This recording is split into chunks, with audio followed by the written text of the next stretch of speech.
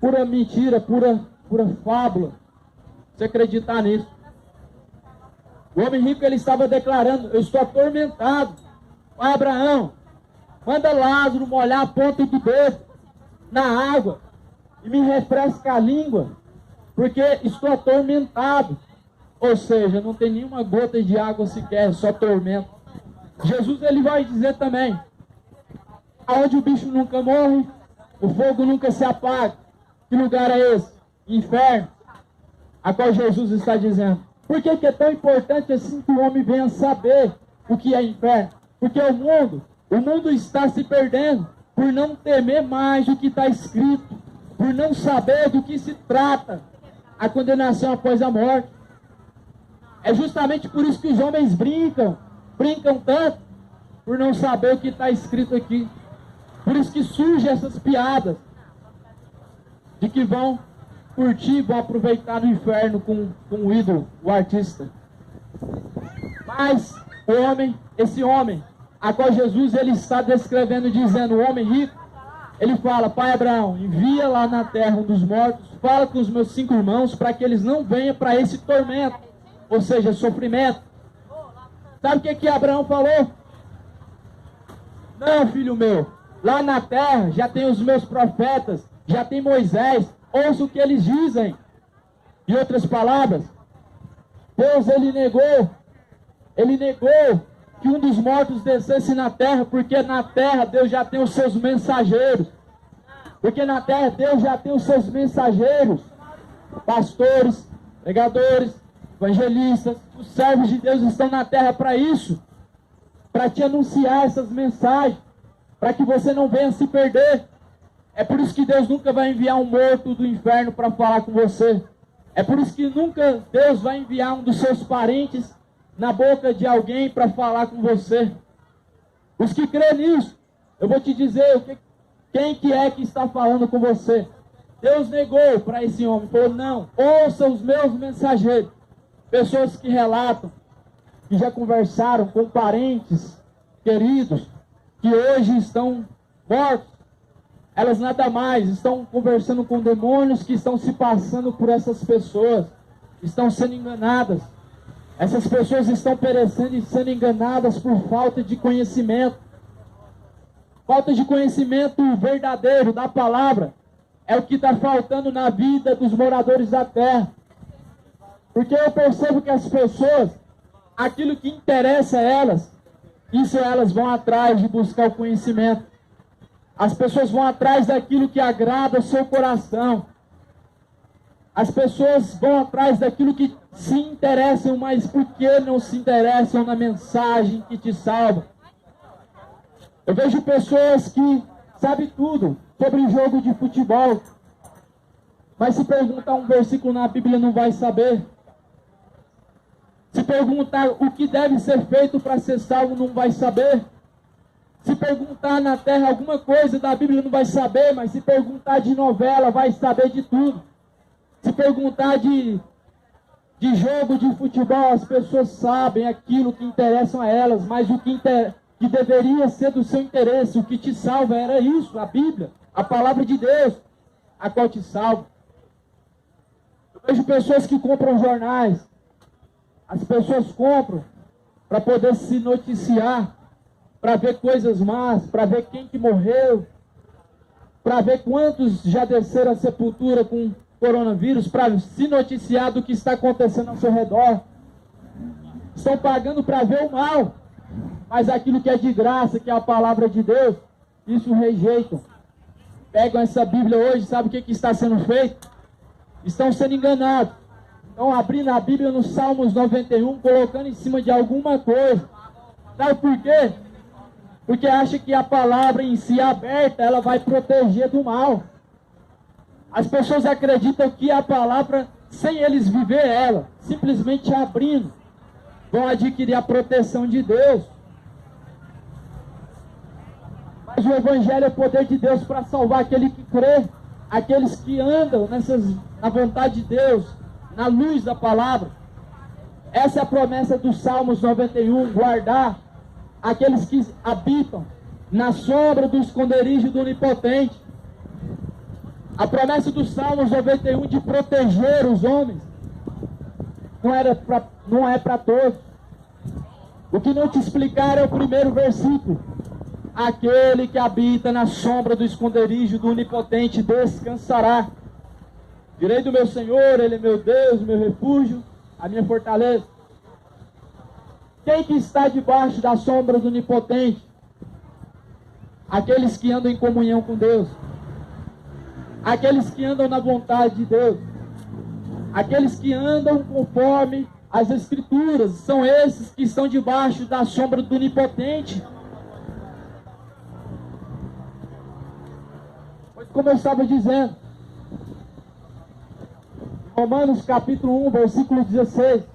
O Evangelho é o poder de Deus para a salvação daquele que crê.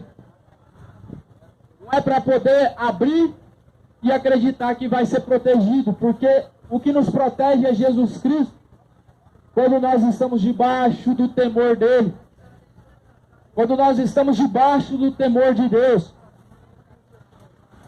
Assim nós adquirimos a proteção de Deus.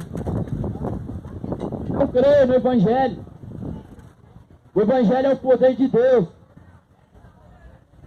Eu estou pregando a palavra de Deus justamente por isso, porque eu creio sim, que assim como Deus transformou minha vida, através do Evangelho, eu creio que Deus também vai transformar a sua vida. Se eu não acreditasse nessas palavras que estão na palma da minha mão, jamais eu estaria fazendo isso que eu estou fazendo. Se eu não acreditasse no poder desse Deus a qual eu sirvo e dessa mensagem que eu prego, jamais eu sairia para a rua. Jamais que eu ia tirar do meu bolso dinheiro para financiar isso que está sendo feito. Porque isso que está sendo feito não é financiado por dinheiro de outras pessoas, mas justamente Jesus que tem me dado graça. Pois eu também tenho um trabalho, assim como todos vocês, cumprindo horário. Eu prego o Evangelho, eu não tenho do que me gloriar. Paulo, ele diz, pois está imposta sobre mim essa obrigação, e ai de mim se eu não prego o Evangelho.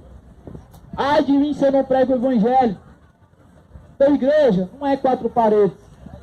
Servir a Deus não é simplesmente dentro de quatro paredes. Servir a Deus é fazer além daquilo que está mandado, porque Jesus ele falou, se vocês fizerem apenas aquilo que eu mando, vocês ainda são servos inúteis. Se nós fizermos somente aquilo que Deus nos ordenou fazer, ainda somos servos inúteis, quanto mais se nós ficamos acomodados esperando Jesus voltar. Quanto mais se nós continuarmos então acomodados. Essa mensagem, o ID de Jesus Cristo, é para todos os discípulos. Discípulo, aquele que segue a Cristo. Se você segue a Cristo, você é um discípulo. Se você não está fazendo o ID de Jesus Cristo, não é somente pregar o Evangelho nas ruas, não. O ID de Jesus é além disso. É simplesmente fazer as mesmas obras que Jesus Cristo fez. E Jesus ainda falou, farão obras ainda maiores do que essas que eu fiz. Jesus deu poder para a igreja sair na rua, curando os enfermos, expulsando os demônios, pregando o Evangelho. Jesus deu poder, não foi para ficar dentro de quatro paredes, fazendo shows, como que eu posso dizer, festividades dentro de quatro paredes. Festividades não é culto a Deus, mas é para agradar a carne, para fazer o homem se entreter, se alegrar por um momento. Fazer culto a Deus não é em quatro paredes, é em todos os lugares. O que está escrito em Marcos, capítulo 16, versículo 15. Ide por todo mundo, pregai o Evangelho a toda criatura. Isso Jesus ordenou para a igreja, para todos. Eu não digo da forma que eu estou fazendo. Porque se eu disser para você que você consegue fazer isso, talvez você não consiga. Deus tem um particular com cada um. Uns ele escolheu como pastores, outros como evangelistas, outros como bispos, presbíteros. Porém, pregai o Evangelho a toda criatura. Isso é para todos aqueles que se dizem ser servos de Deus. Então está na hora da igreja deixar essa covardia, saindo de dentro de quatro paredes, começar a evangelizar seu vizinho, falar de Jesus para o seu irmão. Será que você tem falado de Jesus para o seu vizinho do seu lado? Mas as pessoas saem ao lado, saem na rua para falar com o seu vizinho do futebol. Por que você não deixa de perder tempo? Ao invés de ficar falando de futebol com o seu vizinho, vai falar da palavra de Deus. Porque essa palavra alimenta a nossa alma. Porém, o futebol só alimenta a sua carne. E a carne é o que dá força para o homem pecar insistentemente.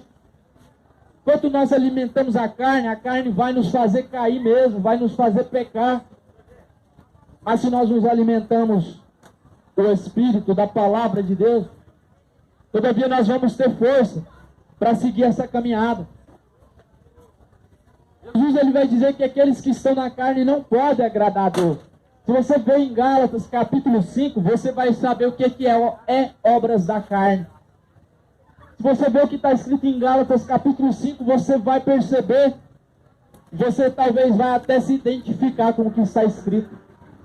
Talvez você se identifique, se você se identifica com o que está escrito em obras da carne, Gálatas capítulo 5, isso é um sinal de que você precisa se arrepender e buscar a Jesus Cristo. As obras da carne são essas: inveja, homicídio, gula, idolatria, inimizades, sensualidade, brigas, contenda, divisão, bebedices e muito mais do que isso, coisas semelhantes a essa, é o que a carne produz. A carne ela só produz mal. É justamente por andar na carne que o homem se embriaga. Porque o homem, ele quer buscar algo que venha distrair ele, que venha fazer ele esquecer seus problemas. Ou seja, carne. É justamente a carne que faz o homem mentir. Ah, mas é uma mentirinha pequena, Deus não condena ninguém não. É claro que condena. Não é o tamanho da mentira que Deus vai olhar e vai dizer se vai ser condenado ou não. O pecado em si, independente do tamanho, ele puxa o homem para o inferno, ele puxa o homem para baixo, faz o homem cair. Satanás está lá preocupado se você mente um pouquinho, se você mente muito. Ele é o pai da mentira. Se ele é o pai da mentira, imagina quem mente. Quem mente? O que que se torna? O que que se torna daquele que é o pai da mentira? Porque Deus ele tem seus filhos. A Bíblia vai dizer que também Satanás tem os seus filhos. Então veja, a Bíblia vai dizer que não tem como nós servirmos a um e agradar o outro.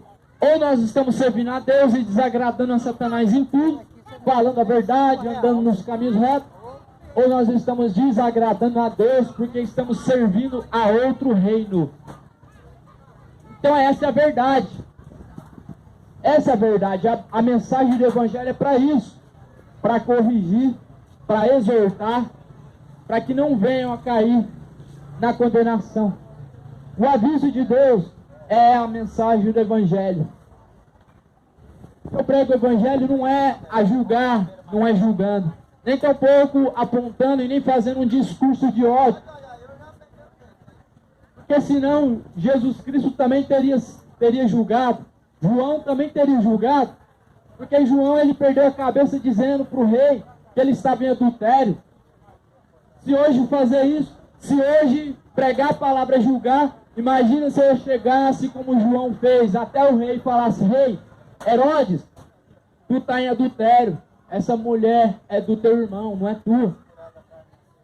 Ah, mas está julgando. Se João pregasse nos dias de hoje essa mensagem: Herodes, tu está em adultério, hoje iam estar dizendo: está julgando, não julgueis, estão julgando.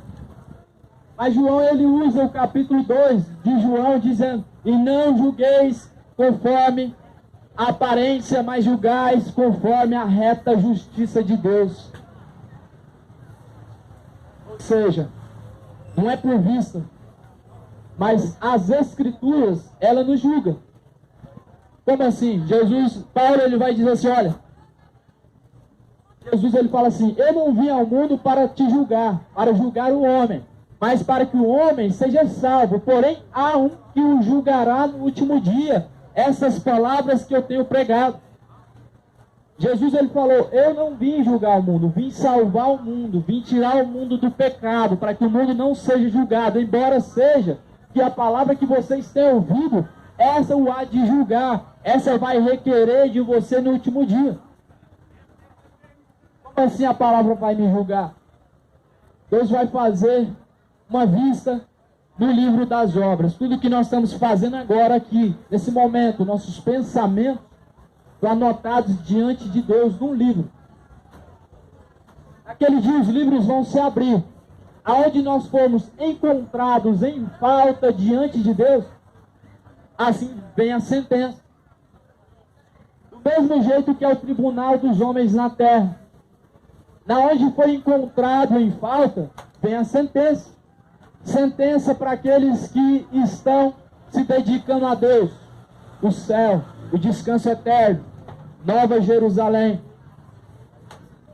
Sentença para aqueles que foi achado em falta, porque andou conforme os seus pensamentos.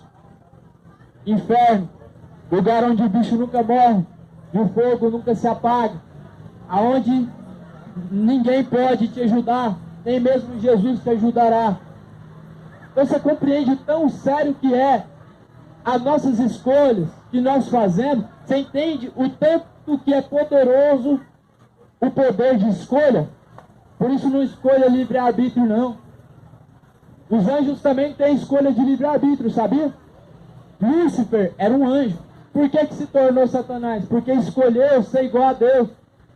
Livre-arbítrio, ele pegou o livre-arbítrio dele. Ele podia ser um anjo até hoje, adorando a Deus. Porém, o que ele fez? Ele teve um desejo no seu coração, uma escolha.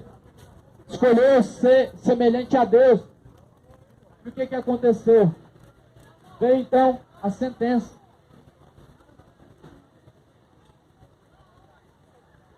Glória a Deus. Por isso, graças a Deus. Por isso eu digo a você: não escolhe livre-arbítrio, não. Escolhe a Deus. Escolhe andar conforme a vontade de Deus. Escolhe andar em caminhos retos. Lúcifer, ele escolheu ser igual a Deus, ou seja, ele pegou o seu livre-arbítrio. Todos nós temos livre-arbítrio.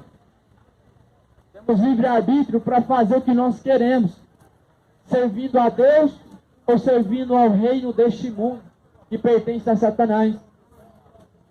Este mundo jaz no maligno. Sai fora dele, se arrepende enquanto há tempo, meu irmão, meu amigo. Ouvintes, todos que ouvem agora, se arrepende enquanto há tempo, pois o rei está voltando. O rei está voltando. Tudo que nós estamos vivenciando é o princípio das dores ainda, é o começo. É o começo. Se é o começo, as coisas já estão assim. Não quero você estar aqui quando começar realmente o fim. Porque se nem é o fim, é apenas o começo do fim. Já morreram milhões. Não queira nem estar aqui quando começar o fim. Se nós estivermos realmente vivendo o Apocalipse, o quarto selo se abriu. Se nós estivermos vivendo o Apocalipse, o quarto selo se abriu. Sabe o que diz em Apocalipse capítulo 6? Acerca de 7 selos. O quarto selo, desceu um cavalo amarelo, trazendo sobre si pestes, mortandade sobre os homens. O que nós estamos vivendo agora? Mortandade e peste. Tudo isso é o que tem levado milhões à sepultura. Não seria porventura o quarto selo se abrindo, o quarto selo diante de nós nessa geração? Porque os outros selos é o cavalo preto, que é a fome, o cavalo branco é a igreja que saiu para ser vitorioso. Ou seja, a palavra de Deus está se cumprindo. Nós temos que tomar uma atitude na nossa vida diante de Deus, fazer uma escolha, porque a vida é baseada em escolhas. A vida é baseada em escolhas. Não tem como ficar entre meio termo. Não tem como ficar entre meio termo. fazendo o que você quer e servindo a Deus. Não. A partir do momento que você diz, eu sou servo de Deus, você vai fazer o que Deus quer, não é o que você quer. Não é o que você quer, é o que Deus quer. Agora, você quer seu livre-arbítrio? Sabe que assim como aconteceu com os anjos nos céus, que eram milhares, que foram expulsos, assim como aconteceu com Lúcifer, ele escolheu ser semelhante a Deus, ele escolheu ser conhecedor do bem e do mal. Assim vai acontecer com você também. Deus, ele lá no jardim do Éden, ele falou, não vão comer desse fruto proibido, pode comer de tudo, mas esse fruto do meio do jardim não comerás, porque quando comeres, serão conhecedores do bem e do mal. O que aconteceu ali? Ali aconteceu algo que jamais deveria ter acontecido. Eva, ela fez uma escolha. Ela escolheu desacreditar do que Deus falou e fazer aquilo que a semente do maligno foi plantada no coração dela. A serpente plantou a semente no coração de Eva, fazendo ela comer daquele fruto. Ela teve escolha. A escolha dela que fez ela cair. E é por isso que o mundo está perecendo. Pelas suas escolhas. Por rejeitarem o verdadeiro conhecimento de Deus. Por rejeitarem andar conforme a vontade de Deus. Assim o mundo tem perecido. Assim o mundo tem perecido. Religiões se corrompem. Mas Jesus Cristo não corrompe não. Ele nunca se corrompeu. E é por isso que Jesus não estabeleceu nenhuma religião. Mas antes abriu um único caminho, dizendo, eu sou o caminho, a verdade, a vida, e ninguém chega ao Pai se não fosse por mim. Se nós chegássemos até a Deus através de religião,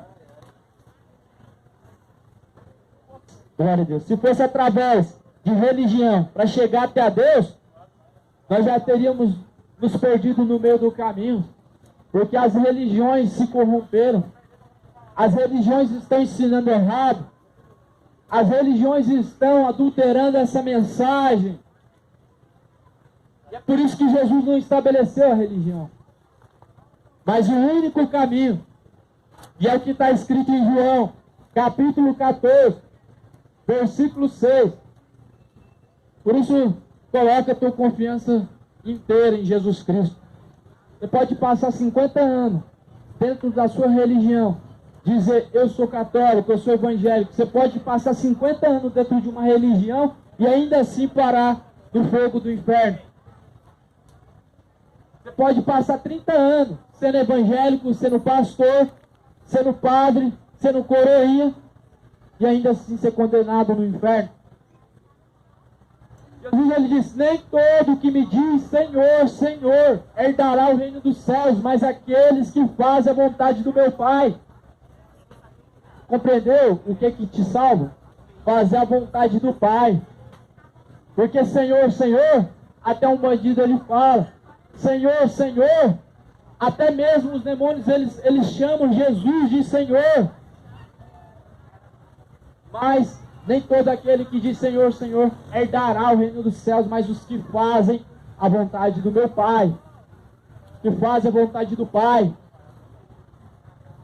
Você faz a vontade do Pai. O que você vai fazer em primeiro plano? Você vai olhar para essa mensagem. Você vai examinar a sua vida. E vai ver onde foi achado em falta e vai fazer. Assim está escrito no livro de Coríntios, 1 Coríntios. Examinai, pois, o homem a si mesmo. Todo homem, todos nós devemos examinar a nossa vida para ver como que nós estamos diante de Deus. Para nós vermos aonde que nós vamos ser encontrados em falta diante de Deus. Desperte enquanto há tempo. Abre os seus olhos enquanto há tempo. Para que na eternidade você não venha a ver que você perdeu a sua vida nesse mundo. Com religiões, com enganos, com fábulas, pensamentos sedutores. Para que você não venha se arrepender na eternidade, aonde não haverá mais chance. Se arrepende hoje, porque ainda há uma esperança para a tua alma, porque ainda há uma chance para mim e para você. Mas quantos anjos e Lúcifer já estão julgados, já estão sentenciados. Mas o homem, ele tem a graça de Deus de poder se arrepender, de poder se consertar, dizer: Senhor, eu falhei, mas eu quero consertar e quero andar na perfeição. Os anjos já estão condenados, já estão julgados, mas nós, homens, nós falhamos, mas Deus, pela sua graça, Ele espera que nós venhamos a nos consertar enquanto a vida. Enquanto a vida, aproveita e se arrepende. Arrependei-vos, cidades de Goiânia, pois o Evangelho tem sido pregado para isso, justamente para alerta. Arrependei-vos, a trombeta já está tocando. Há muito tempo, já está tocando. Você que não está ouvindo ainda, se você estivesse atento, você estaria percebendo que a trombeta já vem sendo tocada há alguns anos. A trombeta está tocando agora. A trombeta está soando. Peste, fome, terremoto, o Evangelho é o poder de Deus para te salvar. Só há uma forma, só há uma condição de nós nos vermos livre dos danos que traz o pecado. Só há uma forma de nós nos vermos livres de qualquer tragédia, catástrofe, doença que está sobre a face da terra. Só uma forma, estando debaixo da sombra do Onipotente, fazendo a vontade do Pai, andando no temor de Deus e em comunhão com Deus. É a única forma. A única forma, andando na luz da palavra, é a única forma para nós nos vermos realmente livres dos danos que o pecado traz. Porque essa doença, o coronavírus, que já está sobre a face da terra, é um fruto, é um dano que veio pela rebeldia. Sim, veio pela rebeldia. Jesus já tinha alertado há mais de 2000 anos atrás, muito mais. Livro de Mateus 24, versículo 6, Jesus já tinha alertado: vai haver pestes, fomes, terremotos, guerras, rumores de guerra, grandes destruições. Jesus já tinha alertado. Ele até falou quando isso aconteceria: quando estivesse próximo do fim e da tua volta. Por isso toma cuidado, é esse momento que nós estamos vivendo. Essa doença veio para que o homem possa olhar para si e ver que ele é um pó, ele é barro, e ele vai voltar para o pó da terra. Essa doença veio justamente para conserto, para que o homem venha entrar pelo caminho do conserto e se arrepender do mal que tem feito, para que venham se consertar diante de Deus, aonde foi encontrado em falta e aonde tanto está falhando. Porque se fosse somente acreditar em Deus, estava tudo certo. Se fosse simplesmente ter uma religião, estava tudo certo. Se existisse purgatório, estava tudo certo. Ninguém ia para o inferno, todo mundo pecava à vontade. No último dia abraçava a Deus e ia conhecer Ele só na última hora. Mas não é tão fácil assim como muitos imaginam. Não é somente tendo uma religião e não é somente acreditando em Deus. Nós não compramos a salvação nem com obras de caridade, quanto mais por ter um coração bonzinho. Pois Paulo, ele declara dizendo: o Evangelho é o poder de Deus para salvar aquele que crê. Crê, obedecer. Crê, andar na vontade de Deus. Crê, dar crédito a essas mensagens. Quando você dá crédito à mensagem do Evangelho, você começa a andar conforme a luz da palavra. E aqueles que andam na luz da palavra não tropeçam, não caem em perdição. Porque a palavra, ela é luz para os nossos caminhos e lâmpada para os nossos pés. Assim declara o salmista Davi. Então, enquanto o homem continuar iludido, ele está descendo ao abismo.